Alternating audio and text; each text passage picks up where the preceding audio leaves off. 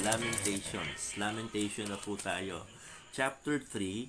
At ito pong Lamentations chapter 3 ay very dear to many Christians who have been reading their Bibles and they found so much comfort dito po sa Lamentations chapter 3. So, we will take this piece by piece. Ano po, ibig sabihin, hindi lamang ngayon, kundi God willing until tomorrow or the next day, we will try to digest, talagang meditate on these verses sa chapter 3. Okay, so Lamentations chapter 3, the passage I'm talking about is from verse 19 to 23. Ganito po ang sabi ng salita ng Diyos.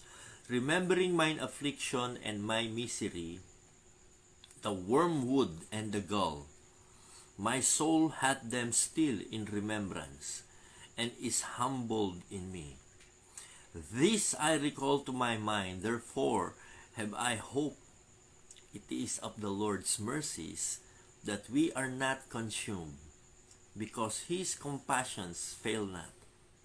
They are new every morning. Great is thy faithfulness.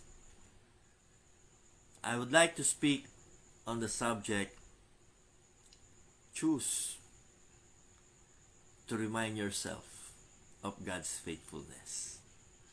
Choose to remind yourself of God's faithfulness. This is a great passage to study and to understand. Especially, nasa bukana pa lang naman po tayo ng 2021. Although this month of January is about to pass, but we should be thankful to God for this new year, despite of the threat of another strain of COVID-19. We can still look ahead and look forward for the demonstration of God's faithfulness for this whole year round. Mapapanghawakan po natin ang katapatan ng Diyos. As a Christian, ang isa po sa ating hinaharap palagi na problema is how do we deal with sorrow in our life? Marami nga po sa simula pa lamang ng taon na ito. Meron nga tayong, di ba, sinusubaybayan na pangyayari sa mga balita na sa umpisa pa lang ng taon, first day of January, this family had death of one of their loved ones sa kanilang pamilya. And it was not just an ordinary death, it was a tragic death. And to me, it is really difficult to accept na mangyayari yan sa iyong family. At marami pa po ng mga nakaka-experience at the very onset of this 2021. At kung ito po ang ating lilimiin at iisiping mabuti, parang ayaw na natin sa Earth. Parang gusto na lang natin pumunta sa ibang planeta, no? Dahil sa dami ng mga problema at dumarating kagad na pagsubok at masasamang balita sa pagpasok pa lamang ng 2021. So how do we deal with it? How do you cope with suffering and loss as a believer? How do you handle the emotions that accompany the loss of a job or a friendship or perhaps the loss of a loved one sa family member natin? Should our response as Christians be different from the response of those who do not know the Lord? Sa pagharap po natin sa mga sufferings and sorrows, paano po magiging ating tugon? Parehas ba sa mga unbelievers? Alam po ninyo, ako'y naniniwala, ang mga talatang ito ay nagtuturo sa atin dito po sa Book of Lamentations, some valuable truths about how to deal with loss and sorrows in our lives. This I recall to my mind, sabi ni Prophet Jeremiah. Therefore have I hope. It's one of my favorite verses in the Bible. Ito po ang dapat nating matutunan sa ating buhay. Pagka may mga sorrows, pagka may mga loss, pagka may mga suffering, we should choose to remind ourselves of God's faithfulness. This I recall to my mind. Therefore have I hope. Ayaw po sa atin ng Diyos na tayo ay mawawalan ng pag-asa. Ano man po yung ating haharapin sa kinabukasan o sa pangkasalukuyan na mga tragic loss or difficult situations, sorrows and sufferings, this morning mga minamahal, I encourage you, choose to remind yourself of God's faithfulness. So mga minamahal, the book of Lamentations contains a whole series of laments concerning the destruction of Jerusalem in 586 BC. Ayan po ang historic context nito. The author, most likely the prophet Jeremiah, speaks for the whole nation of Israel. Di lamang po siya nagsasalita as a person, siya po yung nagsasalita as what the whole nation of Israel felt like during those times. Throughout the book, he details the many losses that the Israelites suffered in the destruction of their city. He writes of the unspeakable horrors of starvation and cruelty that the people of Israel suffered in the siege leading up to the capture of the city. Lubhang mahirap po ang kanilang dinanas at mga pinagdaanan during the siege of the Babylonian army of their city. Then once the Babylonians took the city, they ruthlessly killed many of the people. Blood was shed, lives were taken. Hindi na po yan, wala hong pinipili, bata, matanda, babae.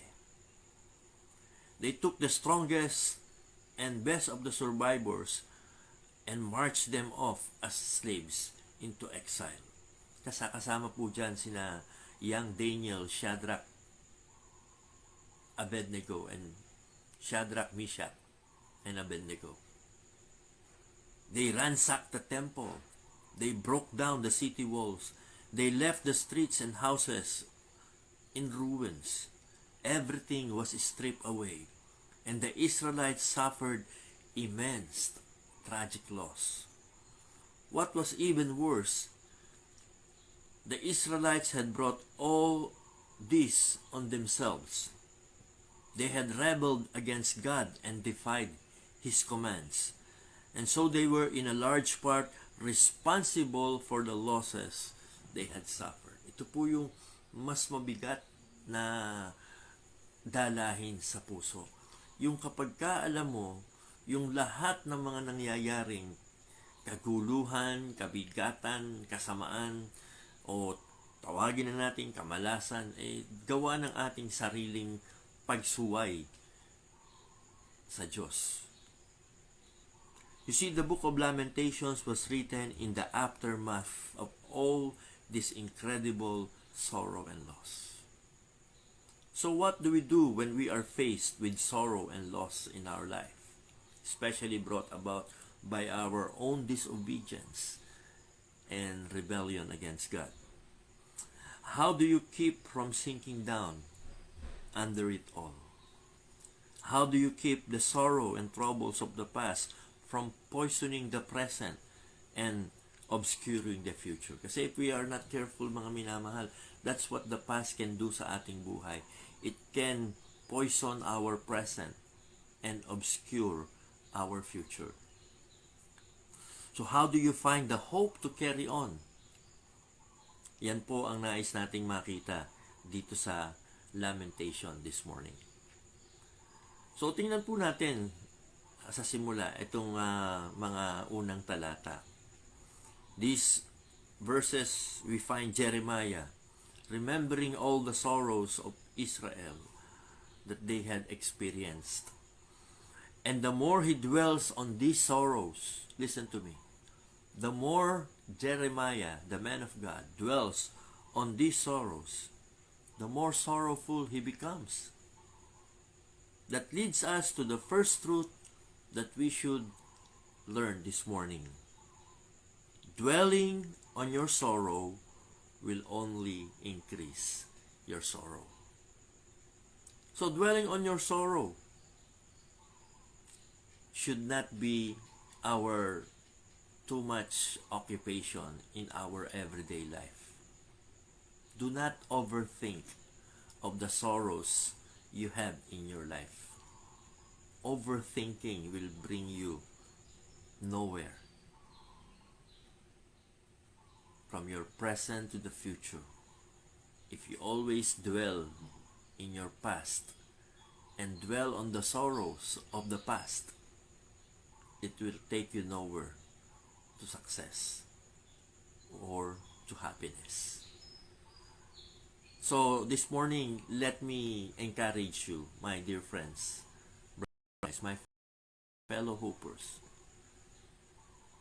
Huwag po nating i-dwell ang ating mga kaisipan sa mga nakaraang kalungkutan, kapighatian, at kahit nasa present situation mo of what past has brought your present.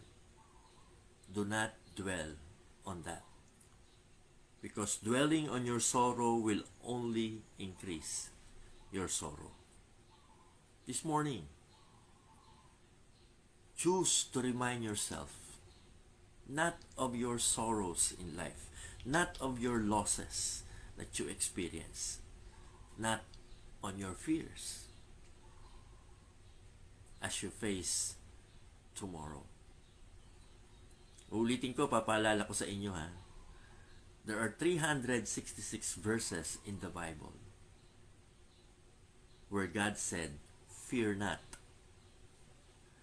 And we have 365 days in the year. So matching these verses against our everyday life, God has provided a promise for us at sobra pa ng isa na kung saan sinabi ng Diyos, fear not. Araw-araw yan. Sinasabi sa atin ng Diyos sa kanyang salita, fear not. Dwelling on your sorrow will only increase your sorrow. Looking ahead and becoming fearful of what could take place will not bring you the joy and peace that God is providing. So now that tayo po ay sinasabi nating dwell not on your sorrow, that does not mean that you should not express your sorrow. Don't get me wrong, hindi po ibig sabihin ay wala na tayong kalayaan at hindi na natin dapat ipinapadama at inilalabas yung ating nararamdaman. Hindi ho yun ang ibig kong sabihin. When I say, let us not dwell on our sorrow because dwelling on your sorrow will increase your sorrow, what I mean to say is, when you experience any kind of loss in your life, it is good and it is right to express our sorrow over the loss. Yes, we may cry. We can do that. Kasi, alam nyo, nagiging problema din naman kung hindi natin i-express yung ating nararamdaman, yung kabigatan, yung sama ng loob. You see, you don't hear this so much being preached in our churches. Some people teach that as Christians, we should never be sad. That it is somehow sinful to be sad. Kasi may verse sa Bible na, rejoice in the Lord always. And they think that for Christians to be sad and sorrowful is sin. But hindi po natin nauunawaang mabuti yung sinabi ni Apostle Paul sa Philippians na yon na rejoice in the Lord always. Kasi hindi naman doon nagkaroon ng period eh. Hindi naman sinabi ni Paul, rejoice in the Lord always. Tas period. May kadugtong po yon. Sabi, rejoice in the Lord always. And again, I say, rejoice. So in between those two rejoice words, something happened. Something has taken place.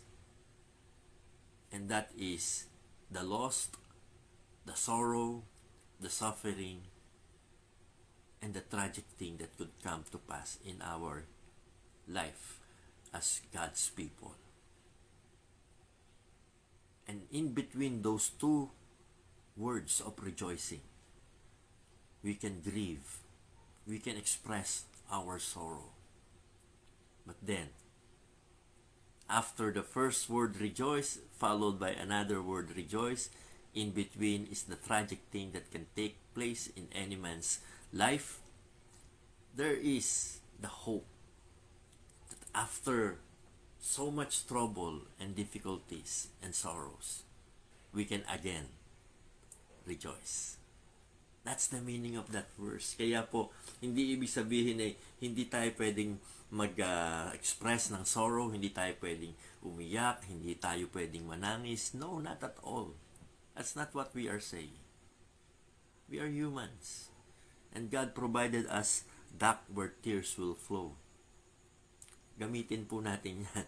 Kasi hindi naman po masamang lumuha, hindi naman po masamang umiyak, hindi naman po masamang mag-express ng sorrow. You see, it is wrong to say that a truly strong, mature, victorious Christians would never be sad. That is wrong to say. And sometimes as believer, we feel this pressure to put on a happy face and pretend that everything is okay, even when it's not. I mean, that's hypocrisy. Yung ikaw ay may sama ng loob at may kalungkutan, tapos you will be pressured to put on a happy face, smile ka lang lagi, kahit na sa loob mo ikaw ay nagdadalamhati. You see, that is not the way our God is trying to give us hope.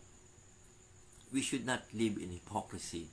We should not live in pretension. If you are sad, let it come out of your face and let others know what you are feeling, especially the people around you who are so much caring and close to you. It is not right, mga minamahal, to pretend to be okay, because it is okay not to be okay. Are you listening? It is okay not to be okay, and it is okay to let others know that you are not okay. Don't hide it in pretension and hypocrisy. That's not right. It is not honest. Basahin po ninyo ang sulat ni Paul in the New Testament and you will see that Paul didn't mind sharing his struggles with his fellow workers in Christ. Then there are other people who are advocating Stoicism or Stoicism. That's a dry way to say it. Stoicism. Stoicism teaches you that you should not express any emotion at all during times of loss. Stoicism says, just resign yourself to your faith. Don't get upset. Don't complain. Simply accept whatever comes your way without any emotional response at all. That's Stoicism. Just be okay.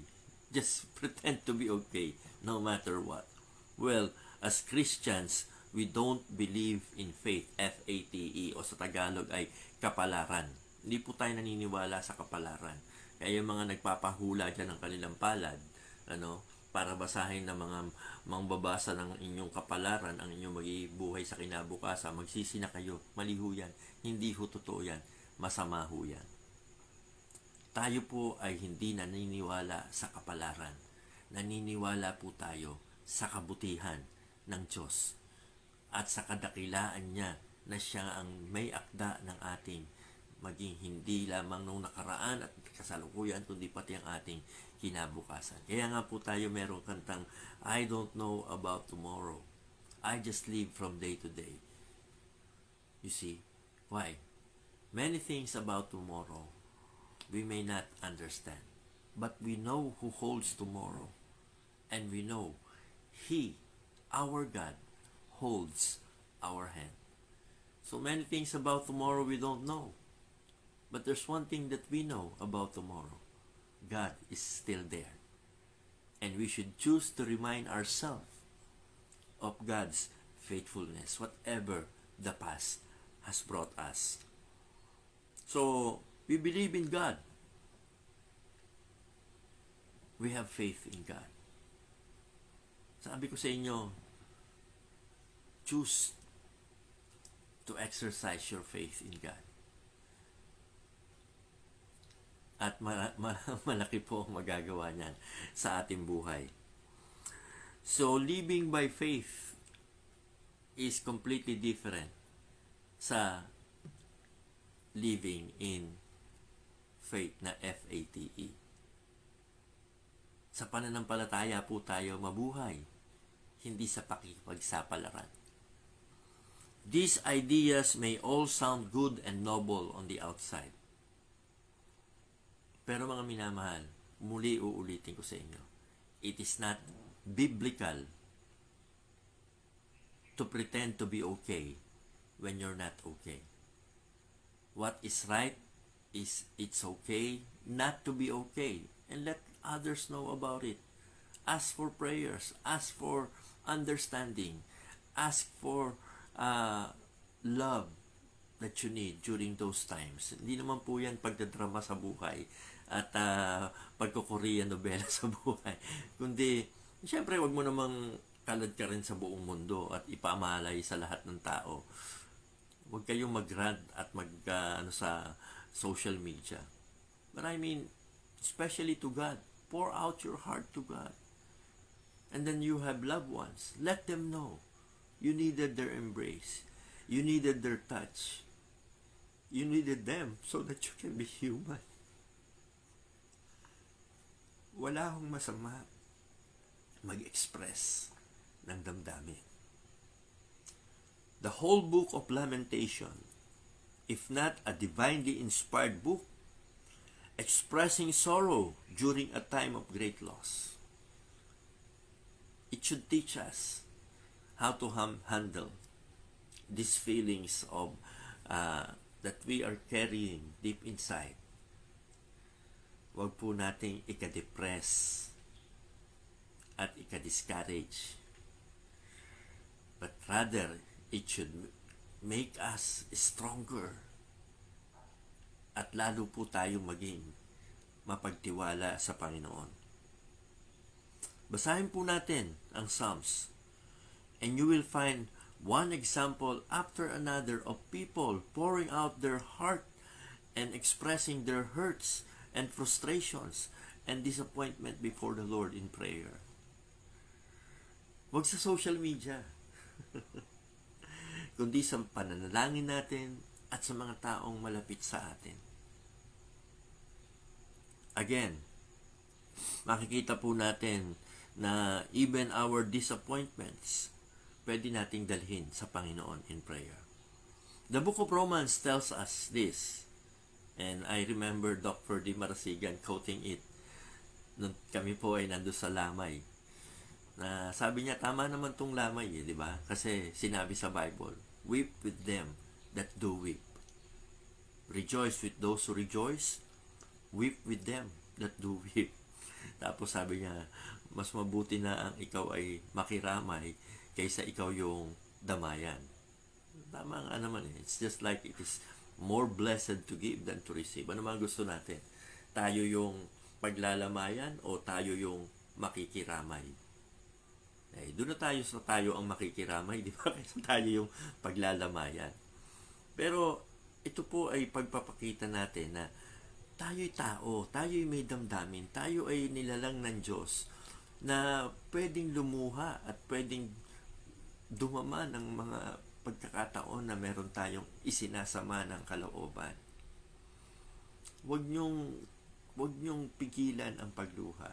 Naalala ko ng mga bata kami, sinasabi sa amin ng tunay na lalaki ay hindi luluha. Puro ngiti na lang, puro tawa na lang, pero hindi pwedeng umiyak, hindi pwedeng lumuha dahil ang tunay na lalaki o tunay na matatag na tao, hindi luluha. Mali ho yun. God created us with feelings, with emotions. And although the scripture says, rejoice always, rejoice in the Lord always, and rejoice again, but in between that, something can happen, something can take place that can take away those smiles and those laughters sa atin. But the hope that is quite clear sa Bible is this: when our rejoicing is overtaken by our sorrow, we can have the feelings of sadness and being sorrowful about it. But don't dwell there. Don't stay there. Don't stay and dwell on your sorrow for long. Rejoice again. And again, I say, rejoice. So ito po yung tinuturo sa atin sa lamentation. It is good and right for you to express your sorrow. God gave you tear ducts for a reason. Feel free to use them. Cry when you need to. Talk about it. Pray about it. Or write it on your journal. Talk to a friend. Draw a picture. Sing a song. Write a poem. Whatever it takes. Express your sorrow and grief to the Lord. Let it out of your system. We're not talking about not expressing your sorrow. That is not what we are teaching. But what we are saying is that you can express your sorrow. You can let it out. Expressing your sorrow is healthy. But dwelling on your sorrow is not. Ulitin ko po. Expressing your sorrow is healthy. But dwelling on your sorrow is not. Dwelling in your sorrow will only increase your sorrow. So, as an introduction of presenting these lessons to you, this will be a series of lessons. Siguro bukas hanggang sa mga susunod na araw. Let me encourage you this morning. Choose to remind yourself of God's faithfulness. Our God is faithful. Not only that He is faithful to help us, but He is faithful to heal us. And He is faithful to hear us of whatever burdens or sorrow or lamentation that you have. Let it out of your system. Pour out your heart to God. Use those tear ducts to cry. And let God knows. And others who care about you. That feeling. That emotion. Sabi nga po, casting all your cares upon Him, for He cared for you. As I close this devotion, let me sing this song. Often we wondered why tears come into our eyes, and burden seems to be much more than we can bear. But God is standing near. He sees your falling tears. Tears are the language God understands. God sees the tears of a broken heart and soul. He sees your tears and hears them when they fall. God weeps along with man and takes him by the hand. Tears are the language God understands. understands. So kapatid, ano ang sinasama ng loob mo? Ano yung hinanakit mo? Yung tampo mo? Yung burden mo? Let it out to God. Pour out your heart to God. And find comfort in His presence. This is Pastor Jess Marsigan at sana po sa umagang ito, let this message be a message of hope. This I recall to my mind, therefore have I hope. Others may need to be recalled, to be reminded of the ever faithful God. Please share this live video. Let them know Jesus saves. Let them know Jesus is alive. Let them know there's hope in Jesus. At sana po mga kapatid, may desire tayo na i-share ang Panginoon sa mga tao na nangangailangan. Standing on the promises of God.